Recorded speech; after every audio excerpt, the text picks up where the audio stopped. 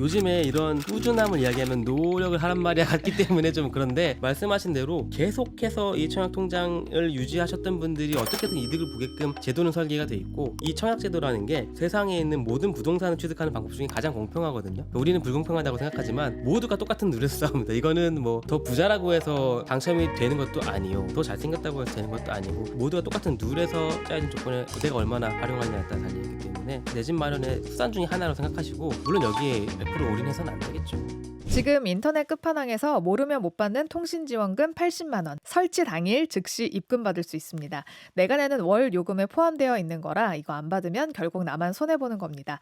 통신지원금 80만 원에 합리적인 요금 설계로 결합 할인 72만 원까지도 놓치지 않고 챙겨준다고 하는데요. 꼭 가입하지 않아도 됩니다. 지금 견적만 받아봐도 스타벅스 커피 쿠폰 증정하고 있습니다. 현금 사은품을 혹시라도 더 주는 곳이 있다면 차액 150%를 보상한다고 하니까요. 다른 데 알아볼 필요 없이 믿고 하셔도 됩니다. 365일 상시 상담 가능하니까요. 1555-4471로 전화하시거나 더보기란 고정 댓글 링크로 확인해 보세요.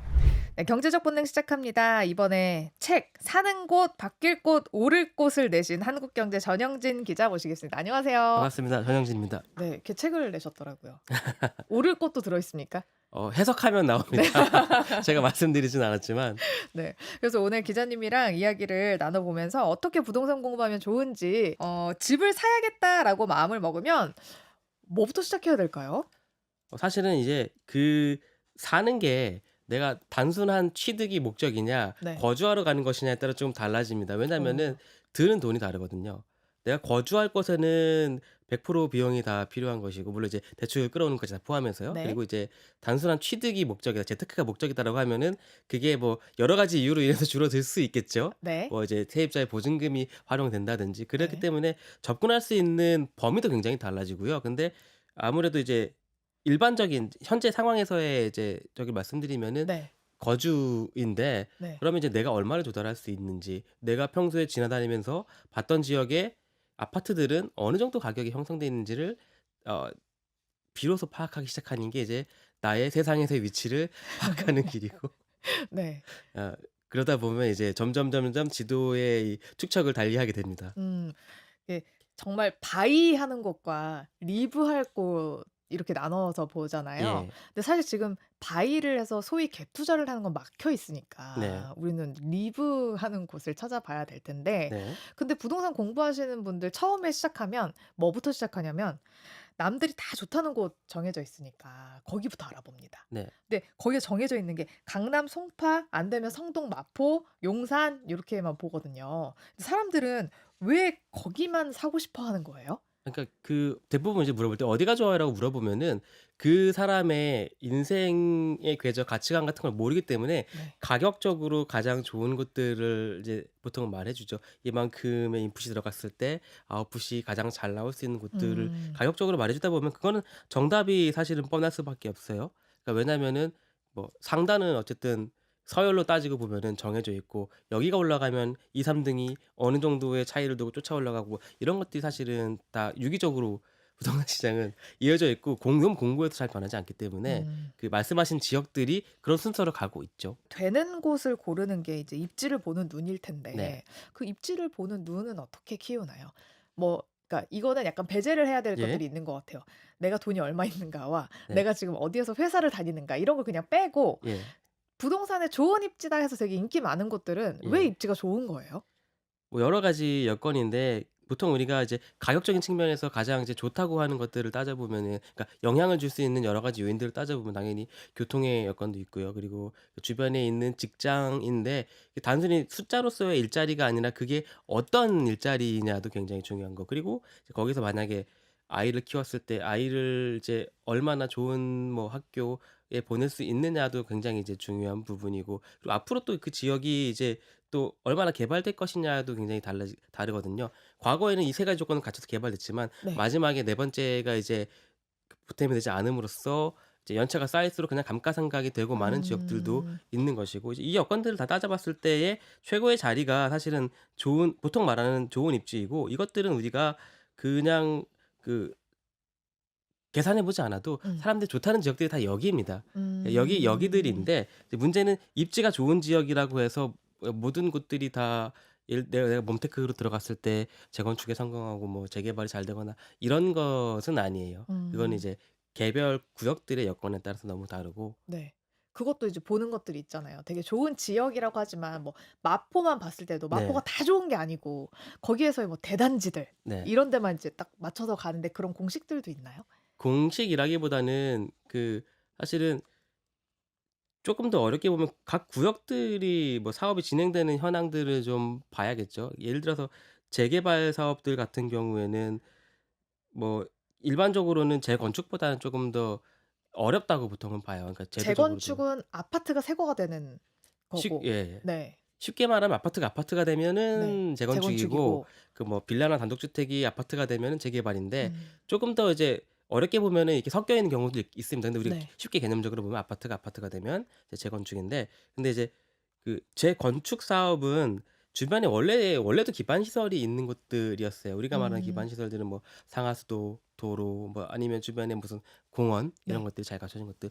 근데 아파트가 이미 들어서 있는 곳들은 이미 어느 정도는 원래부터 좋았던 지역들이에요. 근데 이제 재개발 사업을 하는 곳들은 그렇지 않기 때문에 음. 그 집들을 모아 가지고 부수는 김에 여기 도로도 새로 깔고 뭐 공원도 새로 짓고 이렇게 '기반 시설을 놓자. 하는 김에 이것도 하자.'라고 출발하는 거거든요. 그래서 음. 재개발을 하는 곳들은 현재는 안 좋지만 앞으로 이제 단지가 되면서 이제 달라질 곳들이고, 그곳들이 가장 좋은 예가 언급하셨던 마포 같은 것들이죠. 네. 마포가 뭐 염리동, 아현동 이런 곳들이 언급하기 굉장히 조심스럽지만 과거에는 뭐 강력 사건의 이제 무대나 음. 이런 곳들이 됐던 곳이기도 하고 아직도 낡은 주택들이 많이 남아 있지만, 지금은 뉴 그렇죠. 천지개벽했어요. 뉴타운 사업들이 진행되면서 이곳은 여의도 그리고 뭐 광화문 시청에 직장 다니시는 분들이 가장 가깝게 다닐 수 있는, 음. 그리고 신축들이 가장 몰려 있는, 5 호선, 2 호선 다 있고. 그렇죠, 가장 좋은 곳. 그러니까 입지적인 가치가 완전히 달라지는 거죠. 그러니까 원래도 거기에서 그런 잠재력은 품고 있었는데 새 집이 아니었을 뿐. 음. 그걸 보고 들어가는 눈이 진짜 중요할 것 같은데 그 재건축 재개발 얘기를 해서 그런데 네. 거기에서도 사람들이 보는 것 중에 되게 중요한 게 아까 세대수 얘기도 했는데 그래서 나홀로 아파트를 사람들이 잘 안 들어가잖아요, 아무리 새 집이어도. 아 그렇죠. 네. 그것도 있고 또 그 세대수가 충분하지 않으면 옆에 있는 아파트랑도 같이 힘을 합쳐서 되는 경우도 있고 그렇기 때문에 그런 여지도 많이들 보시기는 하죠. 예. 그러니까 이게 뭐 지금 완성된 다음에 다 완성된 다음에 나중에 나홀로 아파트 들어가느냐, 개발이 진행되는 중에 나홀로 아파트냐에 따라서 좀 다를 수 있는데, 만약 이 동네가 이제 다 완성돼 있고 저기 떨어져 있는 나홀로 아파트가 있다면 내가 정말 이 동네 살고 싶은데 다른 여건들은 쪼금 포기하더라도 그 동네에 진입하고 싶을 때 선택할 수 있는 여지는 이제 열린 곳이지만, 세대수가 아무래도 적다 보니까 당연히 이제 가격적인 측면에서 뭐 소위 말하는 황금성이 조금 떨어질 수 있겠죠. 그리고 옆 음. 단지가 뭐 2억 오를 때 우리는 한 5천만 원으로 이렇게 해서 좀 차이 나는 부분 당연히 있을 거고요. 네. 근데 이제 개발이 진행되는 동안에는 이런 것도 있습니다. 여기 전체가 다 재개발 구역이고 낡은 집들이 모여 있는데 그 동네에 아파트가 한 동네 딱 올라가 있어요. 그러면은 재개발을 할 때 이 아파트를 빼고 갈 것이냐 같이 가고 갈 것이냐, 음. 이것도 되게 여러 가지 상황에 따라 달라집니다. 막 재척하고 가는 곳들도 있고 네. 같이 품고 가는 곳들도 있어요. 그러니까 음. 한남뉴타운에 가도 거기 있는 아파트들 중에 일부는 포함돼 있고 일부는 이제 재척이 돼 있거든요. 이제 음. 그랬을 때 아파트에 들어가신 분들 같은 경우에는 재개발을 보고 내가 들어갔다라 갔는데 구역에 포함된다라고 하면은 굉장히 성공적인 몬테크인 거죠. 네. 왜냐하면 재개발을 할 때 나중에 이제 우리가 분양받는 순서를 정할 때는 아파트가 조금 더 앞에 올 수 있는 확률이 음. 높거든요. 그렇기 때문에 뺄 수도 있겠네요. 그렇죠. 네. 이 너무 많이 그들이 줘야 되니까. 앞순위를 가져가는 부분. 그리고 이게 위치적으로 되게 중요해요. 예를 들어서 구역 전체가 이렇게 있는데 이렇게 생긴 구역 중에 아파트가 한가운데 뿅 있으면 빼기 되게 힘들어요. 그래도 빼는 경우도 있습니다. 뭐 알박기 막 이렇게 얘기하죠. 근데 만약에 이제 구석에 이렇게 예쁘게 잘 뺄 수 있는 여건으로 아 있으면은 네. 빼고 가기 너무너무 좋죠. 예. 근데 음. 이제 아파트들은 보통 약간 쪼금이라도 도로 여건이나 이런 것들이 좋은 곳에 있기 때문에 네. 같이 가는 경우들도 뭐 제법 많기는 해요. 음. 자, 책에서 왜 정책이 바꾸는 입지와 사람이 바꾸는 입지를 크게 나눠 주셨는데 현재 우리나라에서 어느 쪽이 더 강력하게 작용하나요? 사실 두 가지를 좀 같이 봐야 되긴 하는데, 선행적으로는 정책이 먼저 바꾸고 그다음이 거기에 따라서 사람들이 그 지역에 뭐 어떻게 다니느냐. 근데 음. 이제 사람이 바꾼 입지 같은 경우에는 좀 후행적인 측면도 있지만 상업적인 면에서 조금 더 변화가 크다고 저는 이제 생각을 예를 하고 들어서 어떤 이게 뭐 성수동이나 홍대 입구 같은 것들이 책에도 적었지만 네. 그런 것들이 정책적인 요인들에 의해서 환경이 만들어진 다음에 음. 사람들이 들어가서 물론 그 사람이라는 거는 거기서 이제 영업하시는 플레이어들도 있고 우리처럼 가서 소비하는 소비층도 있는 거죠. 근데 이제 주거의 측면에서 보면 정책적인 여건이 굉장히 더 높죠. 그런 걸로 보면은 뭐 공원을 새로 만들었다든가 뭐 도로를 좀 더 크게 뺐다든가 뭐 이런 것들을 그렇죠. 이제 들을 수 보통 있을까요? 말하는 천지개벽이라는 거는 결국에 정책적으로 여기를 개발하겠다고 결정을 하고 예를 들어서 우리가 뭐 "평택에 고덕신도시를 개발해."라고 했을 때 거기 어마어마한 부분에 뭐 삼성전자를 넣을 것이냐. 그럼 삼성전자는 뭐 그냥 오나 여기를 뭐라도 베네핏이 있어야 거기에 뭐 음. 100 조를 때려 박는 거 아닙니까? 그런 결정들이 여러 가지가 이제 이어졌을 때 음. 사람들이 갈 수 있는 도시가 되는 거고 네. 여기서 쪼금 더 나갔을 때 아까 성수동이랑 홍대 입구 말씀드렸지만 정책적으로 여기에 있던 서울숲을 이제 시민들에게 개방하고 그리고 앞에 있는 뭐 공업지대들 지식산업센터로 하나둘씩 바꿔가는 그 환경들을 조성해 놓고 여기까지가 일단 정책적인 부분이고 음. 그리고 뭐 약간 쪼끔 더 세부적으로 들어가면은 그 도시의 고유한 색을 위해서 뭐 빨간 벽돌 지원 사업 뭐 이런 음. 것도 있었어요. 네. 리모델링을 할 때 빨간 벽돌로 하면은 뭐 지원금을 비용을 좀 지원해 네. 주겠다 이런 것도 좀 있긴 했는데 어쨌든 이렇게 만들어진 다음에 그다음에 이제 사람이 바꾼 거는 들어가서 옛날에 남아 있던 뭐 폐 공장이나 이런 것들을 리노베이션을 해서 사람들이 올 만한 상업적인 공간을 만들고 그렇게 해서 조금 확산되다 보니까 이 지역이 가지고 있던 원래의 장점들 아까 마포처럼 '알고 봤더니 여기 압구정 친구네. 강 하나 건너면 되네.' 그리고 서울숲을 이렇게 만들어 놨던 주변에 고급 주상 복합들이 이제 생겼잖아요. 네. 그러면서 이 지역에 대한 이제 바라보는 시선 자체가 성수동은 옛날에 그 뭐 수제화 만들던 공업지대 이런 게 아니라 한강과 숲을 내려다볼 수 있는 고급 연예인들이 사는 주거지 그쵸. 이런 환경이 깔려 버리니까 상권의 성격도 바뀌어 버렸죠. 근데 이제 상권도 그냥 유행하는 저녁 상권만 되는 게 아니라 여기는 일단은 아까 전에 그 공업지대를 바꿔 놓은 지식산업센터의 직장인들이 낮에도 소비를 해요. 음. 낮에 소비를 하고 저녁에는 이제 퇴근하고 이제 놀러 가시는 분들도 계시고 그러다 보니까 24 시간 계속 돌아가는 상권이 됐고 그러니까 이제 유통업계들의 전쟁터가 됐고 지금도 이제 계속 뭐 무신사를 비롯한 다른 회사들이 들어오고 있죠. 더 땅 사고 있고. 네네. 뭐 그러면서 팔란티어도 바뀌게 팝업 되는 스토어하고 그럼요. 네. 그런 거 그래서 너무 참 의외이긴 했지만 어쨌든 네. 극단적인 현상으로 좀 보여지는 거죠. 음. 근데 홍대도 네. 얘기하셨는데 저 한창 대학 다닐 때는 이대 신촌에 사람이 진짜 네. 많았거든요. 근데 지금은 이대 상권, 신촌 상권이 다 죽었고 맞아요. 홍대만 살아남았어요. 왜 이렇게 갈라진 걸까요? 여러 가지 이제 요인이 있겠지만 제가 이제 그 책에서 설명했던 거는 결국에 이제 공항철도의 개통 음. 공항철도가 홍대 입구역과 만나게 되면서 여기에 이제 사람을 실어 나를 수 있는 강력한 교통수단이 생겼는데 그러면은 이제 공항철도가 요즘 모든 역이 다 그럴 것이냐 그렇지는 않아요. 그러니까 서울역의 사례도 제가 같이 설명드린 게 서울역이 공항철도의 종착점이지만 내렸을 때 여기서 소비할 수 있는 콘텐츠는 사실은 없죠. 예 없습니다. 와서 뭐 롯데마트에 장 볼 거 아닌 이상에 직장인들 출퇴근하시는 분들한테는 굉장히 강력한 수단이지만 인천공항에서 오신 분들이 서울역에 내려서 뭘 할 일은 잘 없거든요. 음. 환승은 하실 수 있겠지만. 네. 그랬을 때 우리가 이제 해외여행 가면은 해외 유명한 상권들 가는 프로그램들이 있는 것처럼 홍대 입구에 내리면은 거기 다 관광버스들이 아침 저녁으로 줄 서 있어요. 음. 호텔들에서 이제 나르느라. 예. 네. 그리고 왔으면 홍대 거리도 한번 걸어보고 하는 프로그램들이 개발되는 거고 이것뿐만이 아니라 이렇게 해 가지고 아까 신촌, 이대, 홍대가 원래 비슷비슷한 대학가 앞에 네. 상권이었지만 홍대에 들어올 수 있는 사람들의 성격이 조금 더 다층화됐죠. 음. 그 상황에서 마침 뒤에 있는 뭐 연남동도 네. 경의선 숲길이 생겨나면서 젊은 사람들이 찾아가는 사실 이 수요는 홍대 에 이 이대 신촌에서 노시던 분들이 이렇게 넘어오는 것들도 좀 있죠. 그러면서 홍대가 사실은 그 주변의 모든 상권의 수요를 다 빨아먹게 됐고 근데 음. 여건적으로는 불편한 건 마찬가지예요. 이대나 신촌이나 홍대나 차 가지고 다니기 불편하고 사람 네. 뭐 이제 좀 갈 때 좀 저기 하고 그런 것들은 마찬가지인데 교통적인 여건에서 굉장히 광역화된 상권으로 거듭나게 됐죠. 그게 음. 정책적인 요인으로 보자면은 철도의 개통 네. 그리고 이제 사람의 여건으로 보자면은 관광객들도 많이 오고 그리고 젊은 사람들 이제 찾아갈 수 있는 예쁜 가게들이 많이 늘어났고 하는 음. 부분들이 있다고 보입니다. 사람들이 또 낮과 밤 가리지 않고 다 찾는 곳이고. 예 그렇죠. 그리고 네. 사실은 지금은 강북에서 뭐 가장 예쁘고 잘 돼 있는 상권 중에 하나죠. 그 네. 광역화된 홍대를 보자면. 음.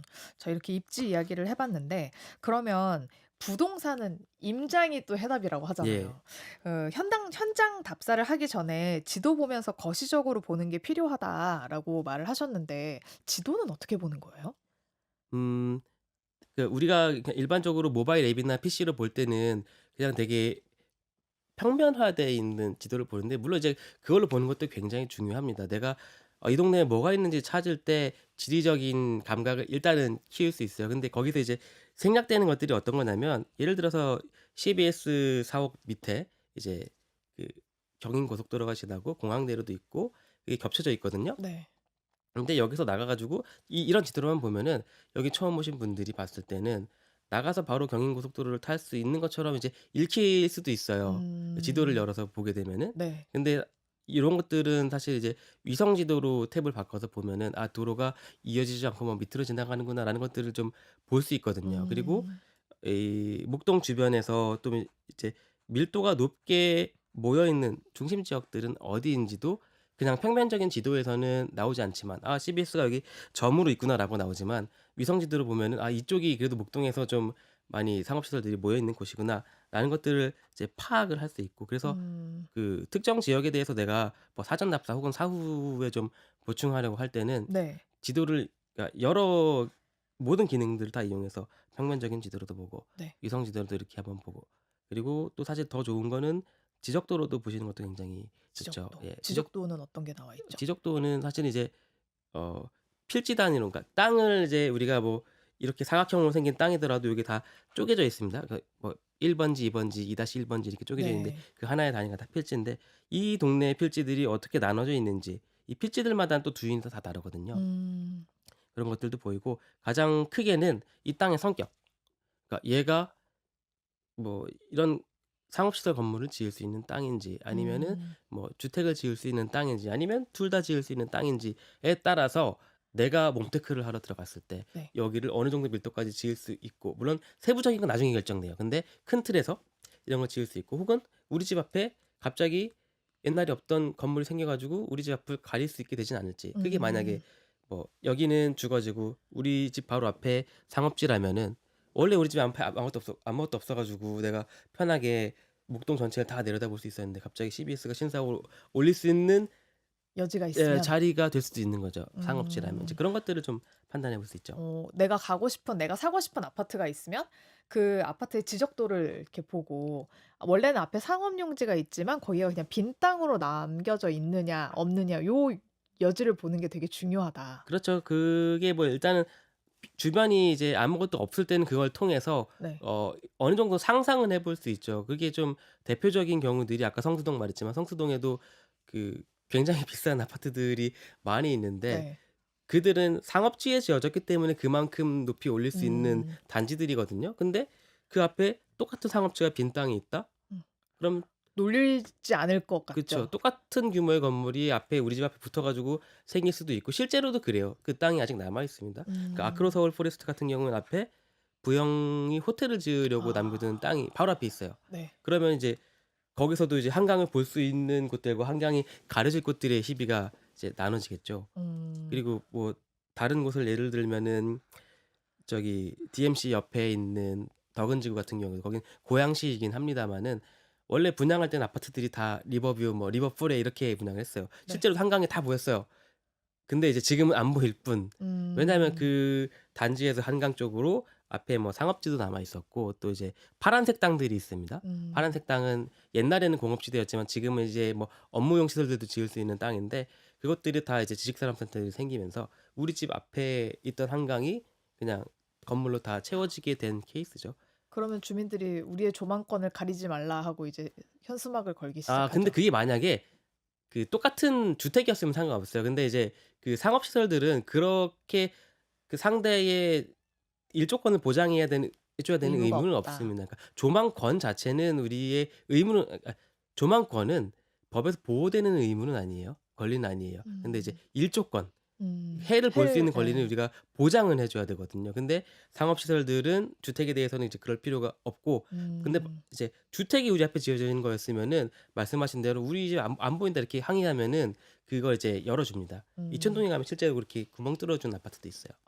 구멍을 뚫어 줬어요? 그러니까 뒤에 있는 단지에서 똑같이 이제 주민분들이 막 머리띠 메고 이제 네. 하셨겠죠. 그러면 이제 "너희들도 해를 볼 수 있게 우리가." 그래서 구멍을 아파트가 뚫는. 예 네. 이렇게 생겼어요. 가운데가 뽕 뚫려 가지고 요렇게 단지가 이렇게 생겼습니다. 어. 예. 다 방법은 있네요, 어떻게든. 그렇죠. 이게 목소리 큰 사람이 약간 이기는 입장이기 때문에. 음. 그래서 그런 지적도를 보시는 것도 여러분들이 입지 선정하는 데 정말 큰 도움이 될 수 있다.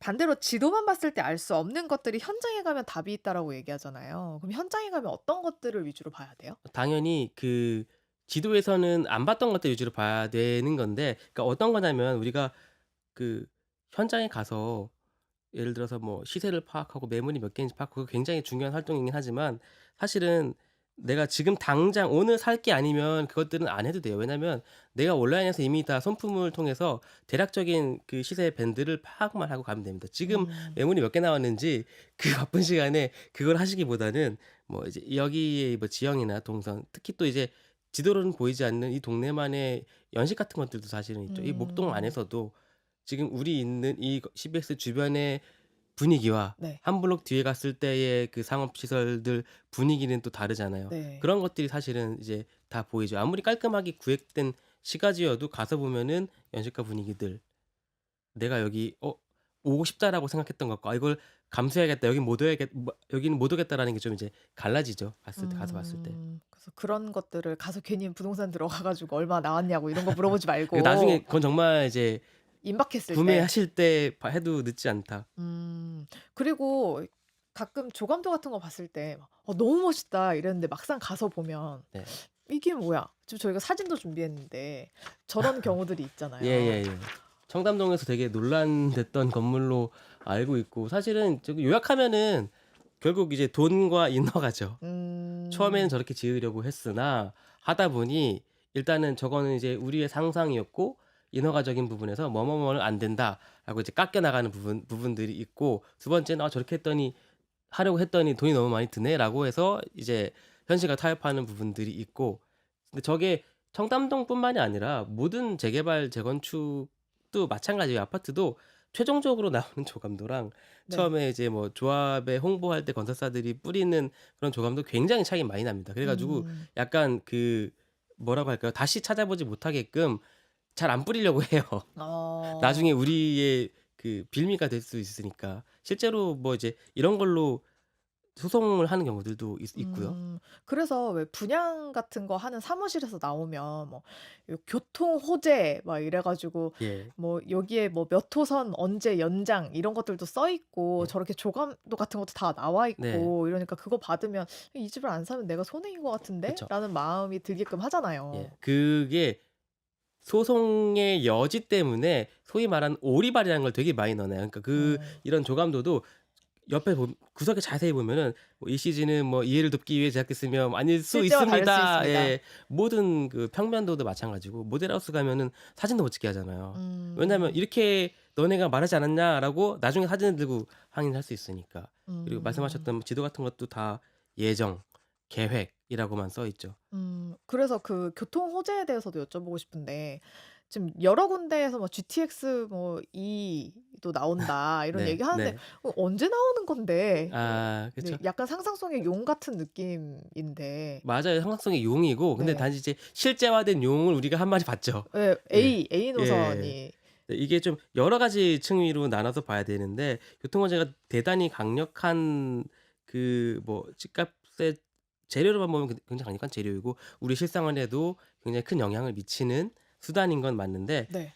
GTX 안에서도 이게 좀 갈라지는 게 ABC와 DEF는 완전히 다른 노선입니다. 네. 그러니까 ABC는 실제로 사업이 이제 추진되고 있는 것들이고, DEF는 아직은 상상 속의 용인 거고, 이게 여러 가지 단계가 있어요. 그러니까 우리 지방선거 하면서 이제 지자체장들이 또 하시겠죠. 네. "우리 GTX 뭐 X를 놓겠습니다."라고도 할 수도 있고 뭐 "어디로 끌어오겠습니다." 할 수 있는데, 이렇게 그 선언적으로 발표하는 거랑 이것들이 취합이 돼서 국가철도망 계획이라는 계획 이게 10년 단위로 세우는 계획이거든요. 네. 거기에 반영되는 게 1 차예요. 아무리 뭐 국회의원이 하겠다 뭐 대통령이 하라 지시했어도 일단은 여기에 반영이 돼야 돼야 출발을 합니다. 그러니까 GTX도 아주 오래전에 여기 반영이 돼서 ABC가 지금 하고 있는 거고, 네. 근데 그러면 이제 국가철도망 계획이 반영이 됐어요. 그다음에는 사업의 방식이 결정돼야 됩니다.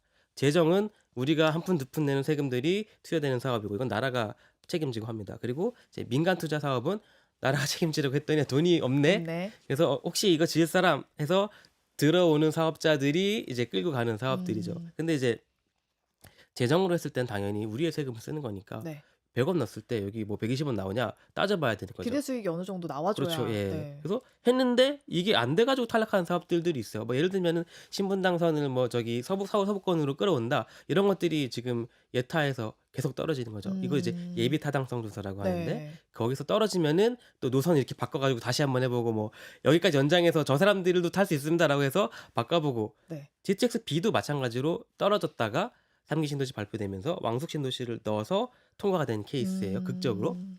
그렇게 해서 자 예타를 통과했다. 그러면은 이제 여기 이제 그 지을 공사할 시공사를 선정하고 해 가지고 나중에 또 실시 계획이라는 걸 짭니다. 네. 지금까지는 우리의 내내 망상이었고 실제적으로 어떤 노선으로 어디를 경유해서 뭐 하루에 열차를 몇 번 보내고 할 건지 이런 것들 다 따져보는데, 하다 보면은 여기저기서 "우리도 세우자. 저기도 세우자." 음. 또 하다가 이제 선거 시즌에만 걸리면 이제 여기에 몇 개씩 늘어납니다. 아 그러면서 그럼 이제 빨리 가려고 하다가 좀 여러 곳에 쓰게 완행 열차가 생기니까. 되는 거죠. 예. 예. 사업은 이제 이미 확정된 사업인데 중간에 계획을 세우는 것만 이렇게 길어지고, 음. 그러다가 이제 사업을 떠서 착공을 했더라도 네. 우리가 얼마 전에 본 대로 신안산성 같은 아 경우에는 붕괴 사고 올해만 나거나. 사고가 2번 났어요. 원래는 26 년에 개통하는 게 목표였던 노선인데 네. 개통 이제 하기 힘들겠죠. 음. 당장 뭐 그 인명 이거 사고가 있었으니까. 예예예. 예. 음. 제가 대통령을 언급할 뻔했다가 네. 하면 안 될 것 같아 가지고. 예. 네. 그쵸. 이런 이제 문제들이 있으니까 교통 호재도 여러분들이 이제 잘 살펴보셔야 된다. 그러니까 사실은 그러니까 호재를 기다리는 게 이게 정말 '아 우리 동네가 좋아진다.'라고 보시는 분들보다 이게 생기면 우리 가격이 조금 더 잘 반영이 돼서 이걸 빌미로 내가 뭐 팔고 나가 더 높은 가격에 팔고 나갈 수 있다거나, 혹은 음. 우리 그냥 가치가 좋아지는 것만도 좋으니까라고 기다리시는 분들이 많은데, 음. 실제화된 다음에 시운전을 시작한 다음에 현실을 받아들이셔도 사실은 늦지 않아요. 아 예. 그쵸. GTS A는 실제로 좀 도움이 됐죠. 그 주변. 굉장한, 네. 저희가 앞에서는 이제 입지에 대한 말씀드렸잖아요. 그게 뭐 예를 들어서 여기서 좀 더 가서 마곡에서 혹은 뭐 방화에서 출퇴근을 이제 서울 시내까지 하시는 분들보다 파주 운정에서 하시는 분들이 훨씬 더 빨리 갈 수 빠르니까. 있는 거죠. 예. 그러니까 이 물리적인 거리를 극복할 수 있는 수단이 된 거죠. 물론 음. 나중에 이제 가서 혹시 뭐 열차가 뭐 고장이 난다거나 혹은 뭐 파업을 한다거나 이런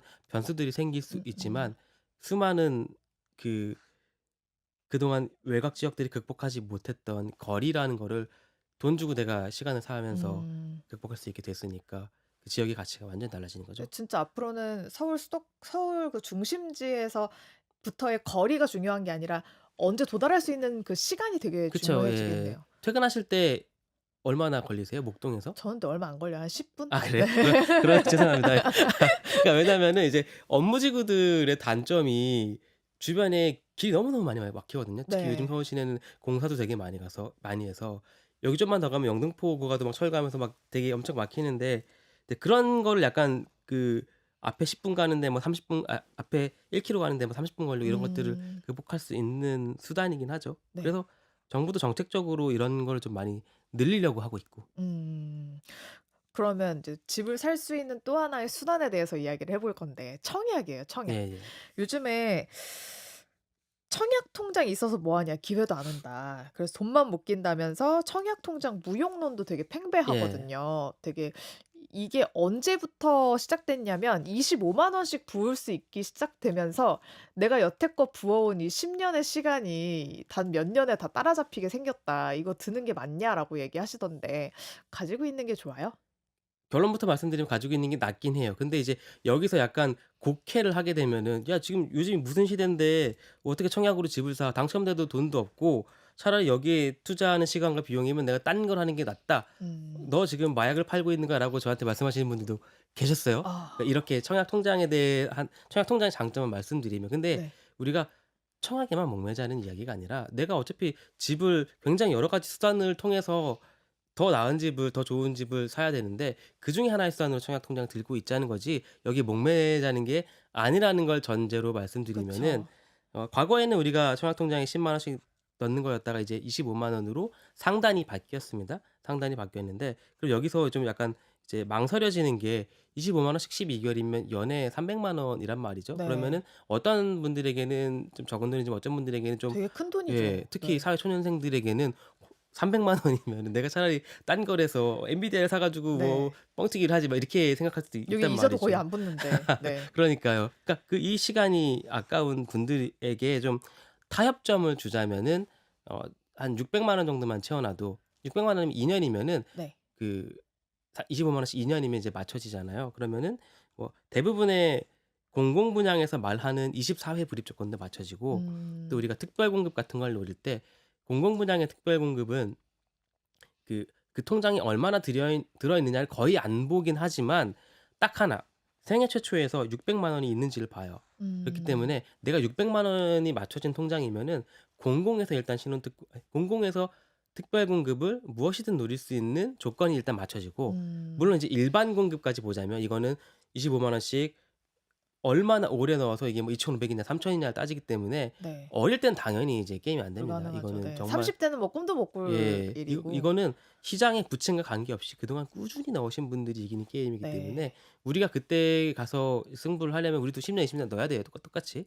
그렇기 때문에 어쩔 수 없고 이제 또 청약 통장이 하나의 통장이지만 여러 가지 이제 수단으로 쓰잖아요. 우리가 공공에서만 쓰는 게 아니라 민간 민간에서도 청약할 쓰고. 때도 쓰는데 네. 민간에서도 일단 아까 600만 원 맞춰준 그 조건이면은 웬만한 모든 거에 다 넣어 볼 수 있습니다. 그러니까 서울 음. 같은 경우에는 뭐 면적대 기준으로 이게 뭐 전용 8세 청약하려면 300만 원은 적어도 있어야 되는데 어쨌든 내가 뭐 혼자 혹은 둘이 살 때 일정 규모의 주택에 청약할 수 있는 최소한의 예치금은 맞추는 조건이기 때문에 내가 정말 이 통장에 뭐 몇 천만 원 묶이는 거 아쉽다라는 분들은 지금부터 2 년만 투자해 가지고 600만 원 맞춰 두면은 네. 민간이나 공공에서 어 일단은 청약도 자연스럽게 노려볼 수 있고 만약에 내가 그 공공 분양의 일반 공급까지 노리고 싶다라고 하면 꾸준히 계속 불입을 하시고 네. 꾸준히 계속 구입하시는 게 가장 좋은데 그게 아깝다고 하시니 타협으로 600만 원만.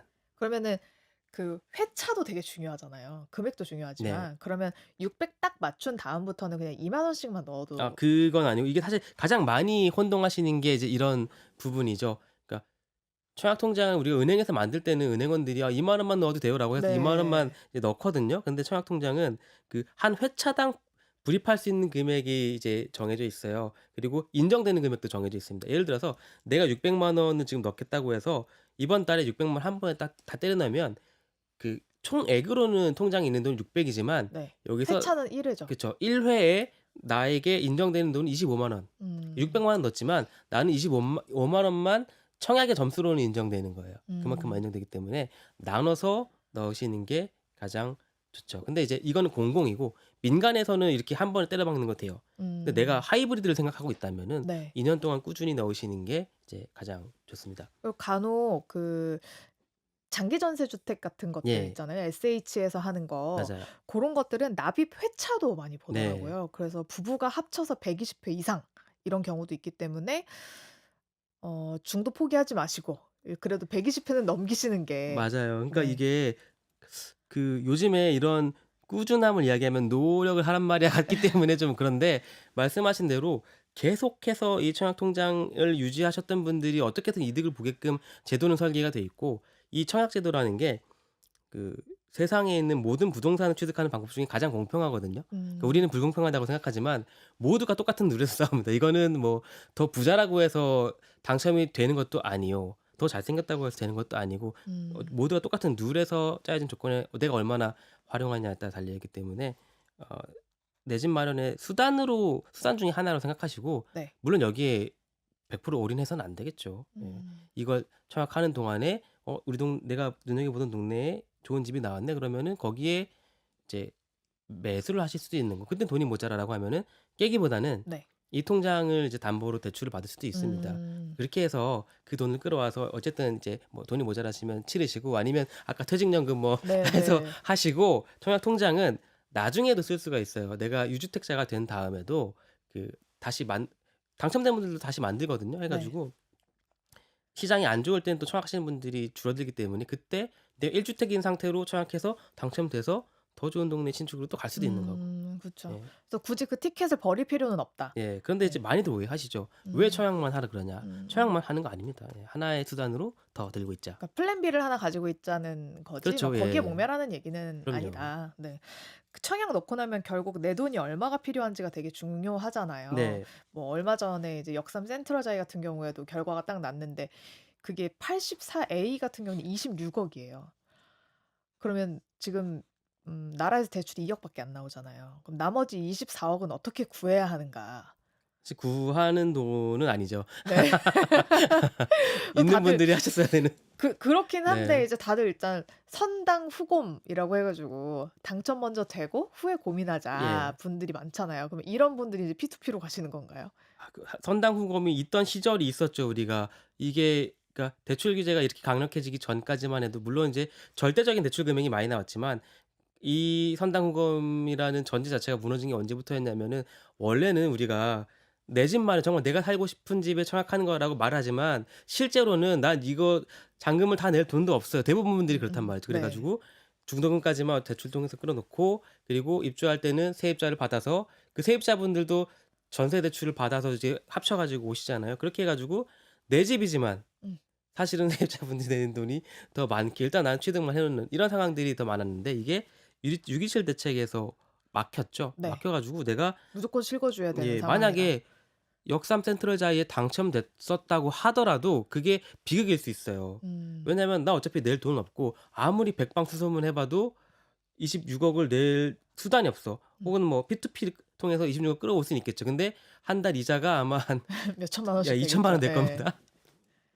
근데 그랬을 때 내가 당첨되고 나서 포기하면은 그 통장 10년 동안 못 씁니다. 예. 맞아요. 그렇게 해서 청약의 기회를 이제 날릴 상실할 수 수 있게 되다 있다. 보니까 이제는 그 선당 후검이라는 전제가 좀 무너졌고 음. 가장 간단하게는 그냥 대출 규제 지금 딱 심플하게 나와 있잖아요. 네. 얼마까지는 얼마가 되고 뭐 15억 이하 주택에는 6억 까지만 주고 그러니까 이렇게 해서 그 아파트의 분양가와 그 대출 규제에서 설명하고 있는 대출 한도를 빼서 내가 나머지 금액이 있는지만 계산해 보면 됩니다. 어차피 세입자 시나리오 같은 거 서울이나 수도권에서 거의 안 되니까 이제 안 되니까 그 뺄셈에서 나오는 숫자가 '아 내가 감당해야 되는 돈이구나.' 그럼 나한테 그 돈이 있는가?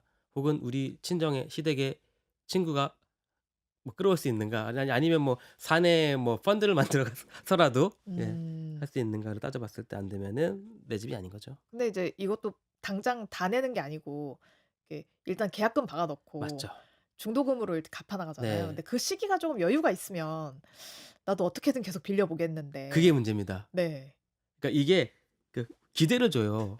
그러니까 부동산 시장의 가장 큰 단점이 일단 지금은 계약하는 시점 기준으로는 시장이 아직 안 좋거나 제도가 아주 강력한데 근데도 불나방처럼 뛰어드는 이유가 뭐냐면 풀어지겠지. 역사적으로 계속 풀어졌어요. 네. 왜냐면 아파트 1,000 세대짜리 짓는 데는 한 2년 반 3 년이 걸리니까 풀어졌고 우리가 그거를 가장 극적으로 보는 게 올림픽 파크 포레온 그쵸. 둔촌주공에서 그걸 봤어요. 그때 다 세상 멸망한다고 할 때 뭐 레고랜드 터지니 많이 할 때 그 채권이 난리 났는데 처음에 미달이었다가 나중에 가서 받으신 분들이 대박 놀림을 당하면서 났죠. 받았다가 결과적으로는 아주 해피한 엔딩을 보게 네. 되면서 이렇게 시차가 있는 상황에서 그리고 부동산은 어차피 오르고 정부는 결코 이게 망하는 걸 원치 않는다라는 걸 학습하게 되니까 그럼에도 들어가게 되는 거죠. 그러면 음. 이제 이렇게 되는 거죠. 만약에 앞에서 우리가 그 반포에서 청약했을 때는 후분양이었기 때문에 이 텀이 아주 짧단 말이죠. 그래서 네. 입주할 때까지 이거 풀릴 확률 거의 뭐 제로. 근데 앞으로 분양하는 것때 만약에 시차가 좀 있다면은 내가 마지막 중도금 낼 때까지만 이게 풀리면 되거든요. 약간 그런 음. 기대를 가지고도 볼 수 있는 거죠. 음.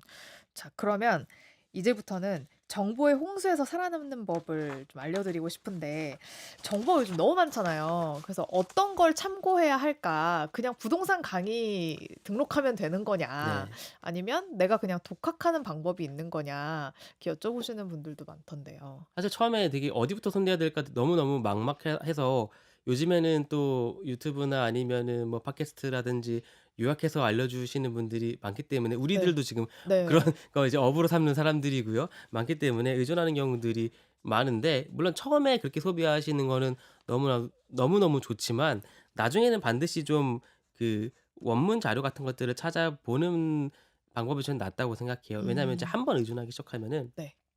계속 의존하게 되고 음. 그 사람에 대한 의존도가 높아질수록 이게 좀 뭐랄까요? 결속 내지는 약간 사제 음. 같은 관계가 형성됩니다. 특히 이제 강의 같은 것들 많이 들으러 다니시긴 하는데 거기서 뭐 일회성으로 끝나는 게 아니라 뭐 커리큘럼이 있어 가지고 뭐 10회 20회 뭐 또 모임도 해 이런 정모, 것들은 정모. 네. 예 나중에는 그 내가 처음에 정보를 알러 갔던 목적을 상실하게 되거든요. 예. 네. 그렇게 다니시는 것보다는 최초에는 그렇게 하더라도 나중에는 내가 스스로 공부할 수 있는 뭐 처음에 대책이 나왔을 때는 뭐 누가 이렇게 준 걸 보더라도 나중에 뭐 원문 자료를 찾아서 보신다든지 하는 식으로 가시는 게 제일 일단은 학습에선 좋은 방법이고 네. 단순히 뭐 부동산 기사나 이런 걸 볼 때도 그 같은 소식을 여러 기사를 통해서 많이 보다 보면은 그게 좀 보이는 것도 있어요. 그러니까 이렇게 겹쳐서 보면은 네. 보면 '아 이게 똑같은 이야기네. 예. 이게 뭐 이 지역 목동이 좋아진다는 얘기인 줄 알았더니 목동에서 분양하는 아파트 얘기였네.' 결과적으로 약간 음. 변화구가 훅 들어오고 이런 것들이 네. 있거든요. 그러니까 이것들은 같은 소식을 그 여러 가지 기사를 통해서 많이 보다 보면은 나중에는 앞에만 봐도 '아 이거 무슨 소식이겠거니.'라는 게 대충 그 감이 모듈러화돼 오죠. 있어서 네. 다 이제 보이고 내가 스스로 좀 걸러낼 수 음. 있게 되죠. 결국 그 리터러시를 스스로 해야 되는데 네 예. 너무 의존적이어서는 안 된다. 왜냐면은 그게 서로 약간 좀 그런 게 있어요. 설명하는 입장에서 이 사람이 계속 나에게 의존해야 되기 때문에 '이 사람을 어떻게 하면은 나에게서 이탈하지 않게끔 속일까?' 속인다기보다는 '이 사람을 어떻게 나에게 계속 좀' 꼬일까? 네. 예예. 하는 걸 연구하잖아요. 그러다 보니까 이제 정보를 계속 꼬아서 설명하게 되고 뭐 음. 마지막 1 분에 가야 본론이 나오고 이렇게 된단 말이죠. 이제 그런 것들 피해 가려면은 네. 결국에는 내가 내실을 키워야 예 되는. 내가 많이 학습을 해야 되는 거고 네. 그러다 보면은 나도 일단은 앞에 뭐 변화구에 많이 헛스윙을 해 봐야죠. 그래야 이게 변화구구나라는 걸 알 수 있는 거고. 음. 시간이 결국 해결해 줄 문제인데 네. 그 시간 동안 내가 그냥 수동적으로 소비만 할 것이냐 학습을 할 것이냐는 굉장히 큰 차이로 이제 다가오겠죠 나중에. 네. 그래서 저도 이제 부동산을 되게 좋아하고 공부도 열심히 하려고 하고 하는데 이번에 이 책을 읽어 보니까 여기에 '거기 재건축은 이래서 잘 됐고 거기에 재건축은 이래서 안 네. 됐구나.'라는 이야기부터 예. 나중에는 '사람이 만드는 입지, 정책이 만드는 입지 해서 어느 곳이 옳을까?' 찝어 주시진 않습니다. 하지만 어떻게 보는가에 대한 그런 관점이 예예. 담긴 책이더라고요. 원리적인 걸 좀 많이 풀어 넣으려고 했어요. 그러니까 왜냐면은 어디가 옳을지는 사실 저도 모르고요. 그 옳은다는 게 반드시 이제 당신이 바라는 곳이느냐에 따라서도 좀 달라요. 그러니까 지금 우리가 서로 이제 선망하는 지역도 다를 거고 꿈꾸고 있는 아파트도 다를 거거든요. 근데 솔직히 어디 옳을지는 대충 보이시잖아요. 근데 그거는 이제 사회의 컨센서스죠. 그 네. 정도는 이제 어디가 올 거다 뭐 큰 범위로 보면은 사회적으로 다 비슷하게 보는 것도 우리가 맨 처음에 말했던 당연히 강남 3구가 가장 많이 음. 오를 테고 그쵸? 네. 근데 그중에서 따라가는 지역 있을 테고. 그렇죠. 예. 이렇게 서열로 가는데 근데 이제 이게 그 나의 삶에서 나는 뭐 아직 결혼도 안 했고 아이도 없어 그런 분들과 이제 결혼하고 아이 낳기를 준비하시는 분들 혹은 또 이제 아이가 뭐 또 진학을 해야 되는 분들 이게 다 다르거든요. 그런 가치에서 봤을 때는 그 각자의 사례가 너무너무 다르기 때문에 뭐 어디가 딱 제일 좋다라고 음. 그러니까 가격적으로는 그게 정답이 정해져 있지만 가치관에서는 너무너무 다르죠. 네. 그리고 저는 그게 되게 낮은 사람입니다. 네, 그래서 그런 것들을 잘 설명을 해 주셨습니다. 자, 지금까지 전영재 한국경제 기자님과 이야기 나눠 봤습니다. 오늘 말씀 고맙습니다. 감사합니다.